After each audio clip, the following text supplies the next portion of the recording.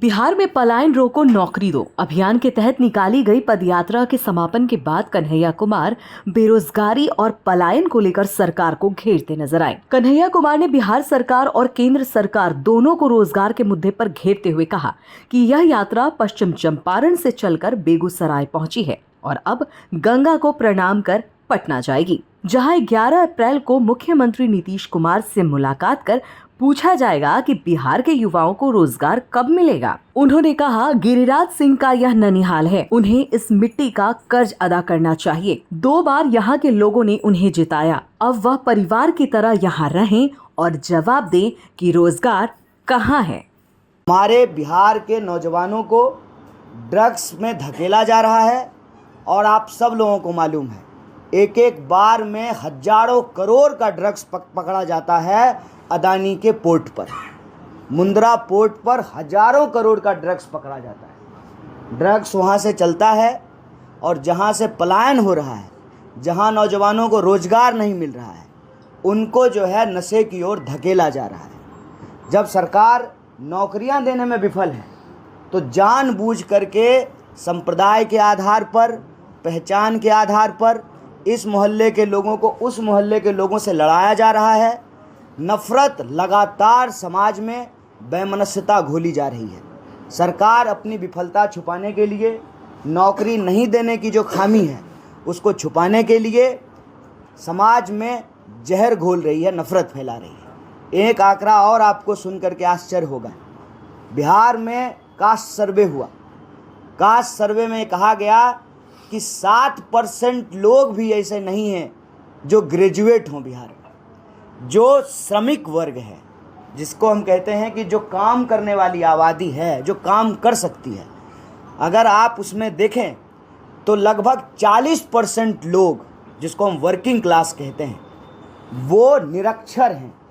40% लोग। सरकार स्कूल बना रही है, स्कूल के बड़े बड़े भवन बन रहे हैं, कॉलेज बन रही है, कम से कम घोषणा तो हो ही रहा है। 2016 में बिहार में बेगूसराय में मेडिकल कॉलेज प्रस्तावित था। अभी तक 16 से लेकर के 25 तक मेडिकल कॉलेज का काम पूरा नहीं हुआ है। आप किसी भी विश्वविद्यालय में चले जाइए, जो वहाँ पर घुसखोरी है उसको देख करके आप दंग रहेंगे।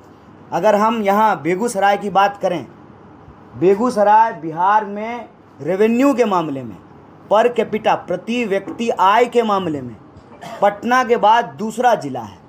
यहाँ पर तमाम फैक्ट्रियाँ हैं, नई फैक्ट्रियाँ भी खुल रही हैं, लेकिन आप यहाँ के लोगों की स्थिति देखेंगे तो यहाँ भी पलायन का दर जो है बाकी और ज़िलों से बहुत बेहतर नहीं है। यहाँ से भी लोग पलायन कर रहे हैं। यहाँ की स्थिति ये है, जहाँ पर एक आपको डेवलपमेंट दिखता है, वहाँ पर लोगों के बीच जब आप उनकी समस्याओं को जा कर के देखेंगे तो आपको महसूस होगा कि बेगूसराय ज़िला में आज तक लगातार मांगने के बावजूद दिनकर विश्वविद्यालय की स्थापना नहीं की गई है और LNMU का एक सेंटर खोल दिया गया है नाम मात्र का। अभी भी लोगों को काम करवाने के लिए दरभंगा जाना पड़ता है और स्थिति ये है कि जानबूझ करके नाम गलत किया जाता है। मैं अपना उदाहरण देता हूँ। मैं अपने हाथ से अपने कागज़ में अपने पिताजी का नाम JAY लिखा, कर्मचारी ने उसको JAI किया, और आप उसको ठीक करवाने के लिए जाइए, वहाँ जो है ब्रोकर घूम रहे हैं, बिना घूस का आपका कोई पेपर ठीक नहीं होगा। इतना बड़ा ज़िला है, पटना के बाद जो है सबसे ज़्यादा रेवेन्यू देने वाला ज़िला है, तमाम फैक्ट्रियाँ यहाँ पे खुली हैं, यहाँ पर विश्वविद्यालय क्यों नहीं खुल सकता है? लगातार मांग के बावजूद बेगूसराय में विश्वविद्यालय की स्थापना नहीं की गई है। एक जो तीसरी समस्या बेगूसराय में अभी लगातार इमर्ज कर रही है, वो है लगातार ग्राउंड वाटर का नीचे जाना। और ये एक बड़ी गंभीर बात है। हम जमुई की बात नहीं कर रहे हैं, हम साउथ बिहार की बात नहीं कर रहे हैं, हम बेगूसराय की बात कर रहे हैं, जहाँ 5 नदियाँ हैं। बेगूसराय पंजाब की तरह 5 नदी है बेगूसराय में। गंगा नदी, गंडक नदी, बैती, बलान और ब्यावर, जिसको बाया नदी कहते हैं। 5 नदी होने के बावजूद लगातार ग्राउंड वाटर जो है नीचे जा रहा है। किसी भी पुराने बुजुर्ग से पूछ लीजिए, 20 फीट 15 फीट पे पानी आता था, लगातार जो है वो नीचे जा रहा है और पानी में लगातार